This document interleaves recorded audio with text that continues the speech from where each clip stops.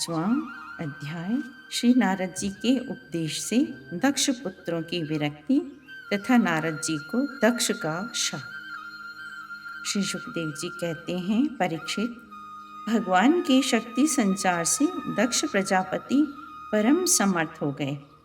उन्होंने हर्यश्व नाम के 10,000 पुत्र उत्पन्न किए।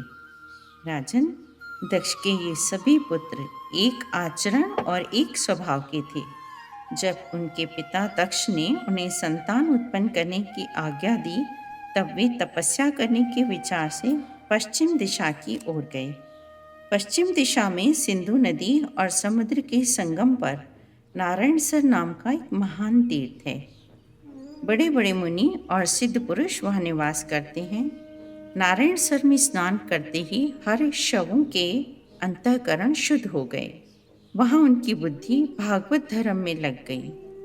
फिर भी अपने पिता दक्ष की आज्ञा से बंधे होने के कारण प्रजा विरोधी के लिए तत्पर होकर उन्होंने वहाँ पर तप किया। उसी समय वहाँ नारद जी आ गए। नारद जी ने पूछा, अरे हर्षवों, तुम प्रजापति हो तो क्या हुआ? वास्तव में तो तुम लोग मूर्ख ही हो। बतलाओ तो, जब तुम लोगों ने पृथ्वी का अंत ही नहीं देखा, तब सृष्टि कैसे करोगे? बड़े खेद की बात है। देखो, एक ऐसा देश है जिसमें एक ही पुरुष है। एक ऐसा बिल है जिससे बाहर निकलने का रास्ता ही नहीं है। एक ऐसी स्त्री है जो बहुरूपणी है। एक ऐसा पुरुष है जो व्यभिचारिणी का पति है। एक ऐसी नदी है जो आगे पीछे दोनों ओर बहती है। एक ऐसा विचित्र घर है जो 25 पदार्थों से बना है। एक ऐसा हंस है जिसकी कहानी बड़ी विचित्र है। एक ऐसा चक्र है जो छुरे एवं वज्र से बना हुआ है और अपने आप घूमता रहता है। मूर्ख हर्षवों, जब तुम लोग अपने सर्वज्ञ पिता के उचित आदेश को समझ नहीं लोगे और इन उपयुक्त वस्तुओं को देख नहीं लोगे, तब तक उनके आज्ञानुसार सृष्टि कैसे कर सकोगे? सुखदेव जी कहते हैं, परीक्षित, हर्यश्व जन्म से ही बड़े बुद्धिमान थे। वे देवर्षि नारद की वह पहेली, ये गूढ़ वचन सुनकर अपनी बुद्धि से स्वयं ही विचार करने लगे कि देवर्षि नारद कहते तो सच हैं। पृथ्वी है और इसका अंत देखे बिना मोक्ष के अनुपयोगी कर्म में लगे रहने से क्या लाभ? सचमुच ईश्वर एक ही है। वह जागृत आदि तीनों अवस्थाओं से भिन्न उनका साक्षी है। वही सबका आश्रय है, परंतु उसका आश्रय कोई नहीं है। भगवान के प्रति समर्पित कर्मों से ही जीव को लाभ है। जो स्वयं अंतर्ज्योति स्वरूप हैं, उस परमात्मा को जाने बिना विनाशवान स्वर्ग आदि से क्या लाभ है? यह बुद्धि ही कुलटा स्त्री के समान है। इसके संग से जीव रूप पुरुष की स्वतंत्रता नष्ट हो गई है। माया ही दोनों ओर बहने वाली नदी है। यह सृष्टि भी करती है और प्रलय भी करती है। जो लोग इसे निकलने के लिए तपस्या, विद्या आदि किनारे का सहारा लेते हैं, उन्हें रोकने के लिए क्रोध, अहंकार आदि के रूप में वह और भी वेग से बहने लगती है। जो पुरुष इसके वेग से विवश एवं अनभिज्ञ हैं, वे मायिक कर्मों से क्या लाभ उठाएंगे? ये 25 तत्व ही अद्भुत घर हैं। पुरुष उनका आश्चर्यमय आश्रय है। वही समस्त कार्य कारणात्मक जगत का अधिष्ठाता है। यह बात न जानकर सच्चा स्वातंत्र्य कैसे प्राप्त किया जा सकता है? भगवान का स्वरूप बतलाने वाला शास्त्र हंस के समान निर्शील विवेकी है।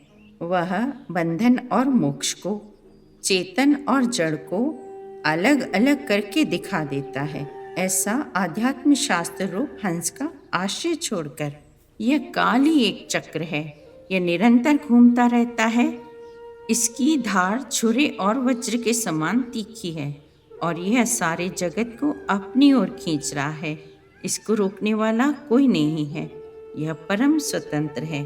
परीक्षित, हर्षों ने एक मत से यही निश्चय किया और नारद जी की परिक्रमा करके वे उस मोक्ष पद के पथिक बन गए, जिस पर चलकर फिर लौटना नहीं पड़ता। देवर्षि नारद भगवान श्री कृष्णचंद्र के चरण कमलों में अपने चित्त को स्थिर करके लोक लोकांतरों में फिर से विचरने लगे। परीक्षित, जब दक्ष प्रजापति को मालूम हुआ कि मेरे शीलवान पुत्र नारद के उपदेश से कर्तव्यच्युत हो गए हैं, तब वे शोक से व्याकुल हो गए। सचमुच भगवान की माया विचित्र है। अच्छी संतान का होना भी शोक का कारण हो सकता है। तब उन्होंने 1000 पुत्र और उत्पन्न किए। उनका नाम था शबलाश्व। अपने पिता दक्ष प्रजापति की आज्ञा पाकर प्रजा सृष्टि के उद्देश्य से तप करने के लिए उसी नारायण सरोवर पर गए, जहाँ जाकर उनके बड़े भाइयों ने सिद्धि प्राप्त की थी। उनके पास भी देवर्षि नारद आए और उन्होंने पहले के समान ही कूट वचन कहे। उन्होंने कहा, दक्ष प्रजापति के पुत्रों, मैं तुम लोगों को जो उपदेश देता हूँ उसे सुनो। तुम लोग तो अपने भाइयों से बड़ा प्रेम करते हो, इसलिए उनके मार्ग का अनुसंधान करो। जो धर्मज्ञ भाई अपने बड़े भाइयों के श्रेष्ठ मार्ग का अनुसरण करता है, वही सच्चा भाई है। दक्ष प्रजापति ने देखा कि पहले की भांति अब की बार भी नारद जी ने मेरे पुत्रों की बुद्धि चौपट कर दी है। वे नारद जी पर बड़े क्रोधित हुए और दक्ष प्रजापति ने नारद जी से कहा, अरे दुष्ट, तुमने झूठ मूठ साधुओं का बाना पहन रखा है। हमारे भोले भाले बालकों को भिक्षुकों का मार्ग दिखाकर तुमने हमारा बड़ा अपकार किया है। अभी उन्होंने ब्रह्मचर्य से ऋषिगण, यज्ञ से देव ऋण और पुत्रोत्पत्ति से पितृ ऋण नहीं उतारा था। उन्हें अभी कर्म फल की नश्वरता के संबंध में भी कुछ विचार नहीं था, परंतु पापात्मन, तुमने उनके दोनों लोगों का सुख चौपट कर दिया। सचमुच तुम्हारे हृदय में दया का नाम भी नहीं है। तुमने भगवान के पार्षदों में रहकर उनकी कीर्ति में कलंक लगाया है। यदि तुम ऐसा समझते हो कि वैराग्य से ही स्नेहपाश विषयासक्ति का बंधन कट सकता है, तो तुम्हारा विचार ठीक नहीं है। नारद मनुष्य विषयों का अनुभव किए बिना उनकी कटुता नहीं जान सकता, इसलिए उनकी दुख रूपता का अनुभव होने पर स्वयं जैसे वैराग्य होता है, वैसा दूसरों के बहकाने से नहीं होता। तुमने फिर हमारे साथ वही दुष्टता का व्यवहार किया, इसलिए मूढ़, जाओ लोक लोकांतरों में भटकते रहो, कहीं भी तुम्हारे लिए ठहरने की ठोर नहीं होगी। श्री सुखदेव जी कहते हैं, परीक्षित, संत शिरोमणि देवर्षि नारद ने बहुत अच्छा कहकर दक्ष का श्राप स्वीकार कर लिया। संसार में बस साधुता इसी का नाम है कि बदला लेने की शक्ति होने पर भी दूसरे का किया हुआ अपकार सह लिया जाए। 6वां अध्याय, दक्ष प्रजापति की 60 कन्याओं के वंश का विवरण। श्री सुखदेव जी कहते हैं, परीक्षित, तदंतर ब्रह्मा जी के बहुत अनुनय विनय करने पर दक्ष प्रजापति ने अब की बार पुत्र नहीं 60 कन्याएं उत्पन्न की। दक्ष प्रजापति ने उनमें से 10 कन्याएं धर्म को दी, 13 कश्यप को, 27 चंद्रमा को, 2 भूत को, 2 अंगिरा को, 2 कुशाशु को और शेष 4 तार्क्षक्य नामधारी कश्यप को ब्याह दी।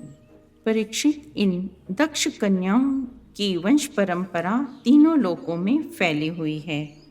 7वां अध्याय, बृहस्पति जी के द्वारा देवताओं का त्याग और विश्वरूप का देवगुरु के रूप में वर्ण। राजा परीक्षित ने पूछा, भगवान, देवाचार्य बृहस्पति जी ने अपने प्रिय शिष्य देवताओं को किस कारण त्याग दिया था? देवताओं ने अपने गुरुदेव का ऐसा कौन सा अपराध कर दिया था? आप कृपा करके मुझे बताएं। श्री सुखदेव जी ने कहा, राजन, इंद्र को त्रिलोकी का ऐश्वर्य पाकर घमंड हो गया था। इस घमंड के कारण वे धर्म मर्यादा का, सदाचार का उल्लंघन करने लगे थे। एक दिन की बात है, वे भरी सभा में अपनी पत्नी शची के साथ ऊंचे सिंहासन पर बैठे हुए थे। 49 मरुदगण, 8 वसु, 11 रुद्र, आदित्य, रिभुगण, विश्वदेव, साध्यगण और दोनों अश्विनी कुमार उनकी सेवा में उपस्थित थे। सिद्ध, चारण, गंधर्व, ब्रह्मवादी मुनिगण, विद्याधर, अप्सराएं, किन्नर, पक्षी और नाग उनकी सेवा और स्तुति कर रहे थे।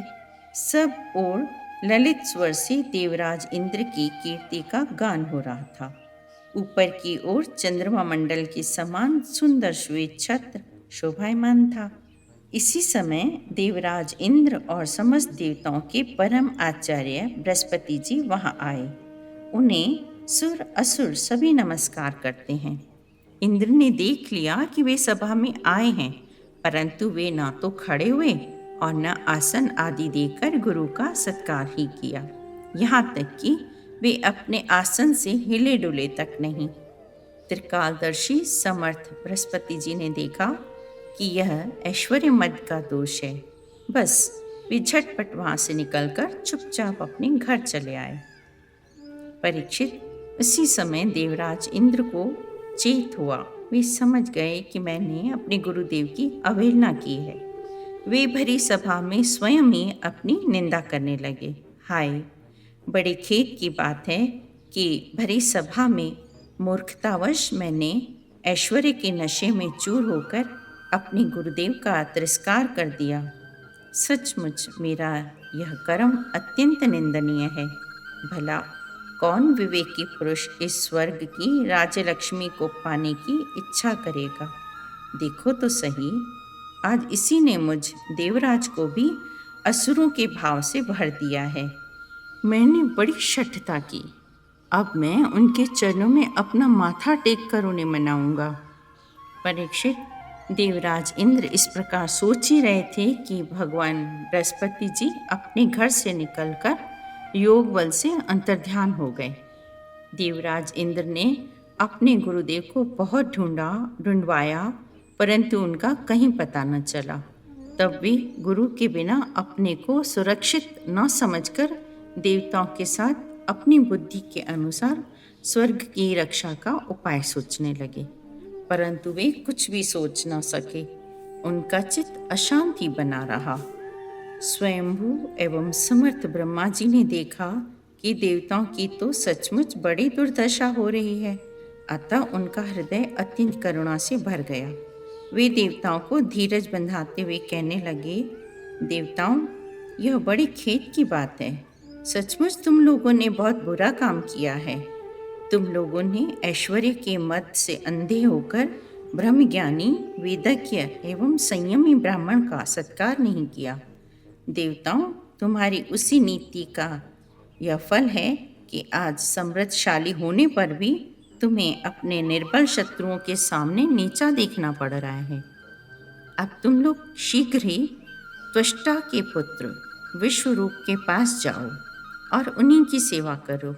वे सच्चे ब्राह्मण, तपस्वी एवं संयमी हैं। वे तुम्हारा काम बना देंगे। श्री सुखदेव जी कहते हैं, परीक्षित, जब ब्रह्मा जी ने देवताओं से इस प्रकार कहा, तब उनकी चिंता दूर हो गई। वे त्वष्टा के पुत्र विश्वरूप ऋषि के पास गए और उन्हें हृदय से लगाकर इस तरह कहा कि बेटा विश्वरूप, तुम्हारा कल्याण हो। हम तुम्हारे आश्रम पर अतिथि के रूप में आए हैं। हम एक प्रकार से तुम्हारे पितर हैं, इसलिए तुम हम लोगों की समयोचित अभिलाषा पूर्ण करो। तुम अपने तपोबल से हमारा यह दुख, दारिद्र्य, पराजय टाल दो पुत्र। तुम्हें हम लोगों की आज्ञा का पालन करना चाहिए। तुम ब्रह्मनिष्ठ ब्राह्मण हो, अतः जन्म से ही हमारे गुरु हो। हम तुम्हें आचार्य के रूप में वर्ण करके तुम्हारी शक्ति से अनायास ही शत्रुओं पर विजय प्राप्त कर लेंगे। तब विश्वरूप ने कहा, पुरोहिती का काम ब्रह्म तेज को क्षीण करने वाला है, इसलिए धर्मशील महात्माओं ने इसकी निंदा की है। किंतु आप मेरे स्वामी हैं और लोकेश्वर होकर भी मुझसे उसके लिए प्रार्थना कर रहे हैं। ऐसी स्थिति में मेरे जैसा व्यक्ति भला आप लोगों को जवाब कैसे दे सकता है? मैं तो आप लोगों का सेवक हूँ।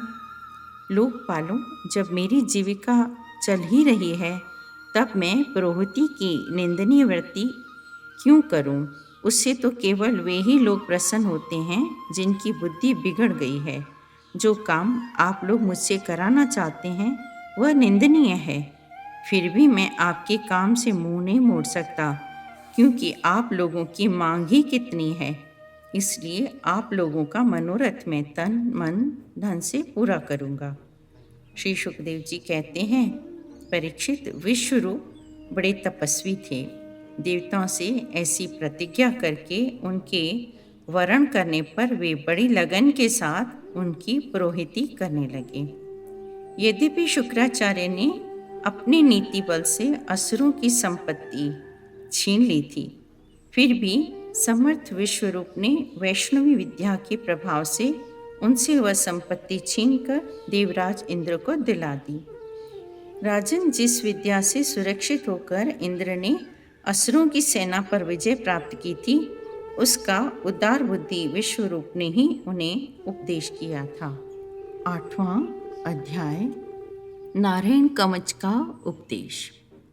राजा परीक्षित ने पूछा, भगवान, देवराज इंद्र ने जिससे सुरक्षित होकर शत्रुओं की चतुरंगिणी सेना को खेल खेल में अनायास ही जीतकर त्रिलोकी की राजलक्ष्मी का उपभोग किया, आप उस नारायण कवच को मुझे सुनाइए और यह भी बताइए कि उन्होंने उससे सुरक्षित होकर रणभूमि में किस प्रकार आक्रमणकारी शत्रुओं पर विजय प्राप्त की।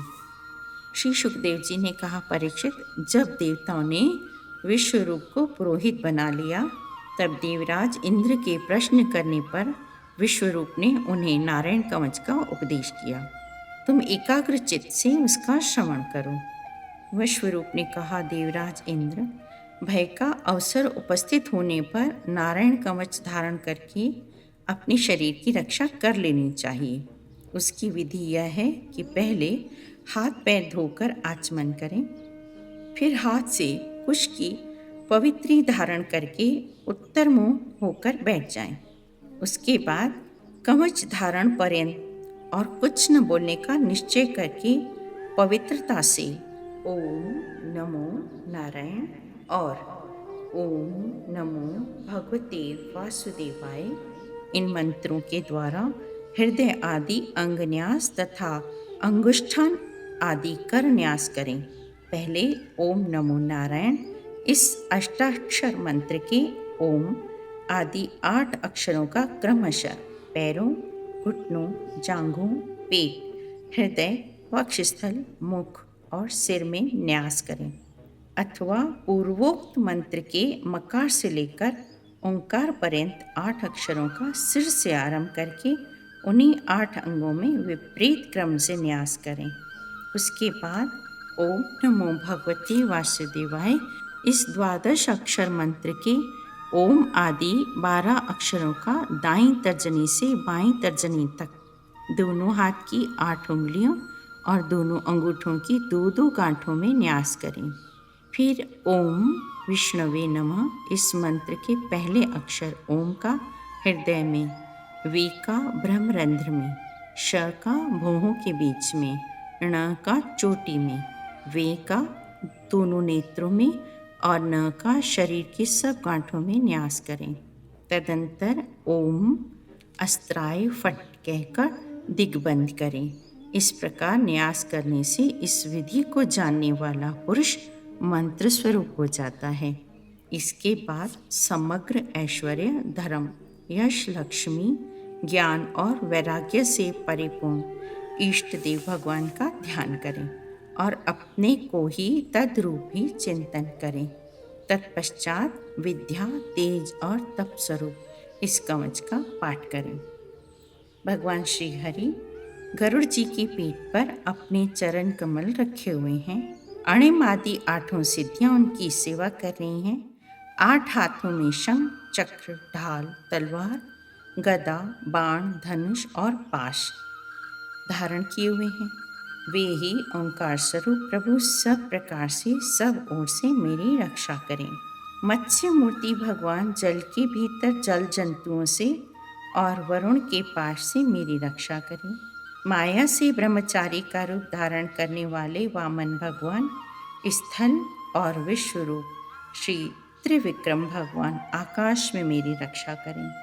जिनके घोर अट्टहास से सब दिशाएं गूंज उठती थीं और गर्भवती दैत्य पत्नियों के गर्भ गिर गए थे, वे दैत्य युद्धपतियों के शत्रु भगवान नरसिंह किले, जंगल, रणभूमि आदि विकट स्थानों में मेरी रक्षा करें। अपनी दाढ़ों पर पृथ्वी को धारण करने वाले यज्ञ मूर्ति वारा भगवान, मार्ग में परशुराम जी, पर्वतों के शिखरों और लक्ष्मण जी के सहित भरत के बड़े भाई भगवान रामचंद्र प्रवास के समय मेरी रक्षा करें। भगवान नारायण मारण मोहन आदि भयंकर अभिचारों और सब प्रकार के प्रमादों से मेरी रक्षा करें। ऋषि श्रेष्ठ नर गर्व से योगेश्वर भगवान दत्तात्रेय योग के वेदों से, त्रिगुणाधिपति भगवान कपिल करम बंधन से मेरी रक्षा करें।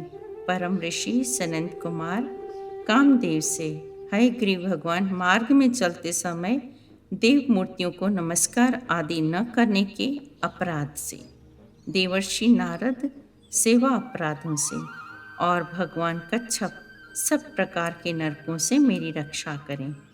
भगवान धन्वंतरी कुपथ्य से, जितेंद्रिय भगवान ऋषभदेव सुख दुख आदि भयदायक द्वंद्वों से, यज्ञ भगवान लोक अपवाद से, बलराम जी मनुष्यकृत कष्टों से और श्री शेष जी क्रोधवश नामक सर्पों के गण से मेरी रक्षा करें। भगवान श्री कृष्ण देवपायन व्यास जी अज्ञान से तथा बुद्ध देव पाखंडियों से और प्रमाद से मेरी रक्षा करें। धर्म रक्षा के लिए महान अवतार धारण करने वाले भगवान कल के पाप बाहुल कलिकाल के दोषों से मेरी रक्षा करें। प्रातःकाल भगवान केशव अपनी गदा लेकर, कुछ दिन चढ़ आने पर भगवान गोविंद अपनी बांसुरी लेकर, दोपहर के पहले भगवान नारायण अपनी तीक्ष्ण शक्ति लेकर और दोपहर को भगवान विष्णु चक्र राज सुदर्शन लेकर मेरी रक्षा करें। तीसरे पहर में भगवान मधुसूदन अपना प्रचंड धनुष लेकर मेरी रक्षा करें। सायंकाल में ब्रह्म आदि त्रिमूर्तिधारी माधव, सूर्यास्त के बाद ऋषिकेश, अर्धरात्रि के पूर्व तथा अर्धरात्रि के समय अकेले भगवान पद्मनाभ मेरी रक्षा करें।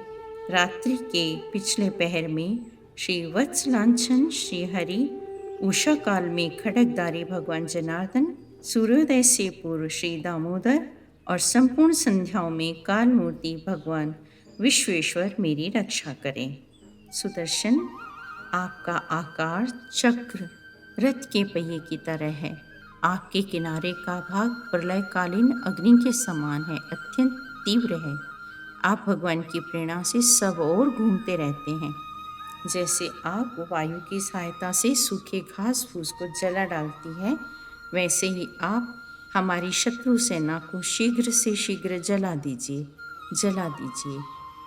कौमोद की गदा, आपसे छूटने वाली चिंगारियों का स्पर्श वज्र के समान असह्य है। आप भगवान अजित की प्रिया हैं और मैं उनका सेवक हूँ, इसलिए आप कुष्मांड विनायक यक्ष, राक्षस, भूत और प्रेत आदि ग्रहों को अभी कुचल डालिए तथा मेरे शत्रुओं को चूर चूर कर दीजिए। ये शंख श्रेष्ठ, आप भगवान श्री कृष्ण की फूंकने से भयंकर शब्द करके मेरे शत्रुओं का दिल दहला दीजिए एवं यातुधान, प्रमथ, प्रेत, मात्र, कापिशाच तथा ब्रह्म राक्षस आदि भयावह प्राणियों को यहाँ से झटपट भगा दीजिए। भगवान की प्यारी तलवार, आग की धार बहुत तीक्ष्ण है। आप भगवान की प्रेरणा से मेरे शत्रुओं को छिन्न भिन्न कर दीजिए। भगवान की प्यारी ढाल, आपने सैकड़ों चंद्राकार मंडल हैं। आप पाप दृष्टि पापात्मा शत्रुओं की आंखें बंद कर दीजिए, उन्हें सदा के लिए अंधा बना दीजिए।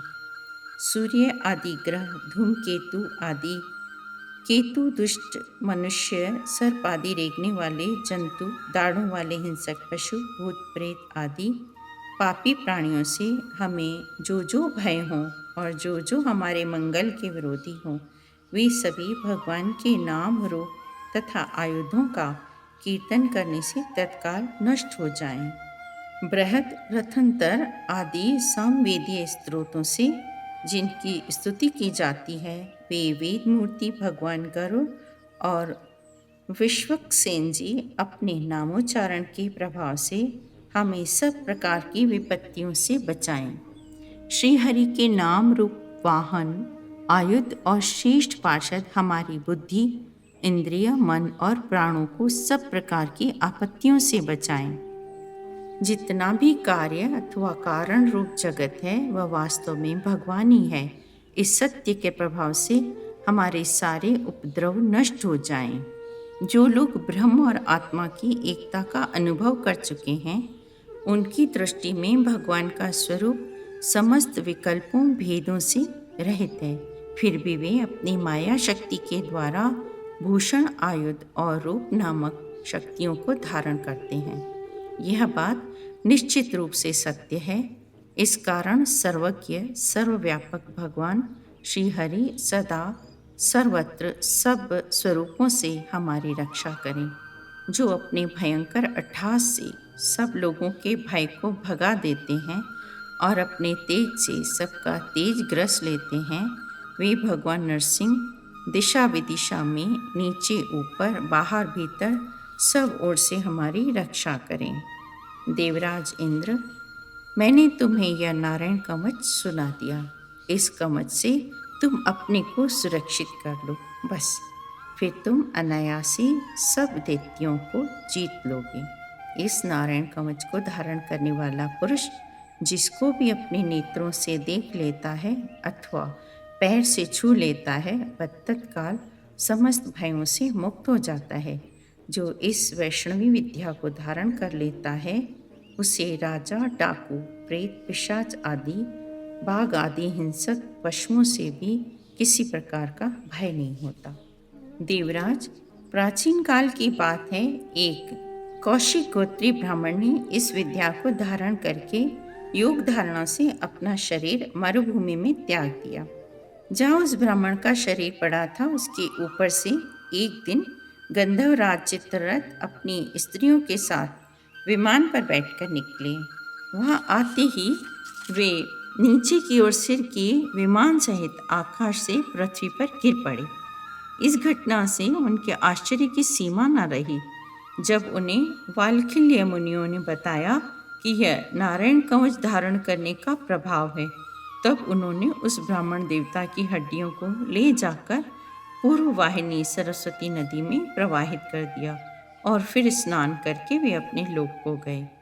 श्री सुखदेव जी कहते हैं, परीक्षित, जो पुरुष इस नारायण कवच को समय पर सुनता है और जो आदर पूर्वक इसे धारण करता है उसके सामने सभी प्राणी आदर से झुक जाते हैं और वह सब प्रकार के भयों से मुक्त हो जाता है।